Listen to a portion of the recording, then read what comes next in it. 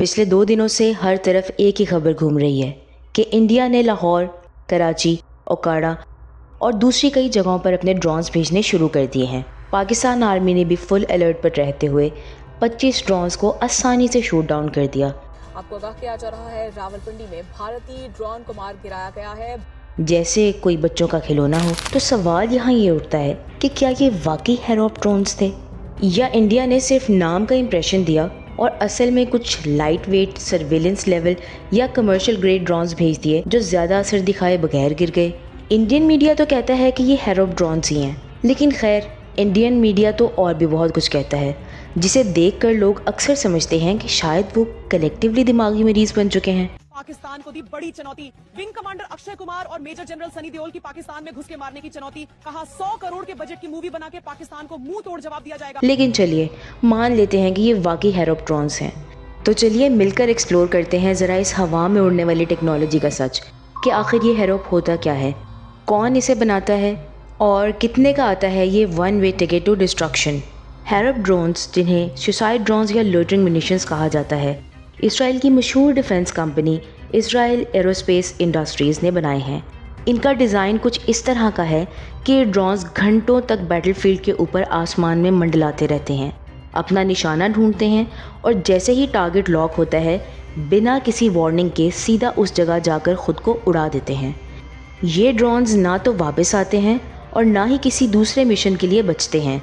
ये drones satellite communication के ज़रिए ऑपरेट किए जा सकते हैं, इसलिए इन्हें जैम करना भी काफ़ी मुश्किल होता है। अगर टारगेट मिल जाए तो वो ख़त्म, और अगर ना मिले तो ये ड्रोन वापस बेस भी लौट सकता है। हेरोप ड्रोन की रेंज तकरीबन 1000 किलोमीटर यानी कि 620 माइल्स तक होती है, जो इसे लॉन्ग रेंज टैक्टिकल मिशन के लिए आइडियल बनाती है। ये ड्रोन तकरीबन 6 घंटे तक हवा में रहता है और high resolution electro optical sensors के ज़रिए सर्विलेंस करता है। इसमें एंटी रेडार कैपेबिलिटीज़ भी होती हैं, जिनका मतलब है कि ये एनिमी रेडार सिस्टम्स को डिटेक्ट करके उन्हें निशाना बना सकता है। हेरोप ड्रोन की एस्टिमेटेड कॉस्ट $70,000 से $100,000 के दरमियान होती है, जो पाकिस्तानी रुपीज़ में तकरीबन 2 करोड़ से 3 करोड़ के करीब बनती है। ये ड्रोन एयर, ट्रक या शिप से लॉन्च किए जा सकते हैं और ऑटोनमस मोड में भी ऑपरेट करते हैं। लेकिन शॉकिंग बात यह है कि जिन ड्रोन्स के टुकड़े लाहौर, कराची और दूसरे शहरों में गिर रहे हैं, उनकी शक्ल और डिज़ाइन हेरोप ड्रोन से काफ़ी अलग लगता है।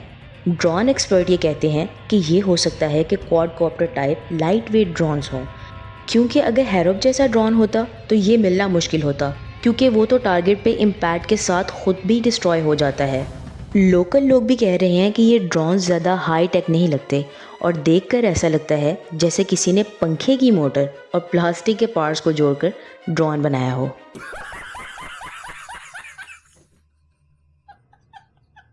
अब अगर हम 25 ड्रोन्स का हिसाब लगाएं, जो हर एक की कॉस्ट अराउंड $100,000 के आसपास थी, इसका मतलब है कि इंडिया ने तकरीबन 75 करोड़ रुपए के ड्रोन्स पाकिस्तान भेजे। और हमारे यहाँ अब तक यही कंफर्म नहीं हो पा रहा कि ये ड्रोन्स हेरोप ही हैं या उनके सस्ते चाइनीज़ कज़न्स जो सिर्फ नाम बदनाम कर रहे हैं। अगर पाकिस्तान आर्मी का स्टांस देखा जाए तो ISPR ने इस एक्शन को नेकेड एग्रेशन करार दिया है। उनका कहना है कि ये सिर्फ सर्वेलेंस का मामला नहीं, बल्कि एक सीरियस मिलिट्री प्रोवोकेशन है, ऐसी हरकत जो अमन को चैलेंज करती है। तो अब सवाल ये नहीं रहा कि हेरोप ड्रोन था या उसका चाइनीज़ वर्जन। सवाल ये है कि ऐसे ड्रोन्स किस नीयत से भेजे जा रहे हैं। पाकिस्तान अब अलर्ट है, हेरोप आए या कोई और सिस्टम जवाब ज़रूर मिलेगा, लेकिन इस वक्त जिम्मेदारी सिर्फ पाकिस्तान की नहीं, दुनिया की भी है। जब टेक्नोलॉजी हथियार बन जाए तो उसे इंसाफ के साथ चलाना हर ग्लोबल पावर की रिस्पॉन्सिबिलिटी है। अगर आज इंडिया के इस स्टेप को इग्नोर किया गया तो कल भी कोई कंट्री किसी भी मुल्क पर ड्रोन्स भेजने लगेगी, और ये सिर्फ नुकसान तक नहीं बल्कि वर्ल्ड पीस के लिए एक ख़तरनाक मिसाल बन सकता है। इंडिया को इस इंसिडेंट के लिए अकाउंटेबल ठहराया जाना चाहिए, वरना कानून और इंसाफ दोनों का मजाक बनकर रह जाएगा।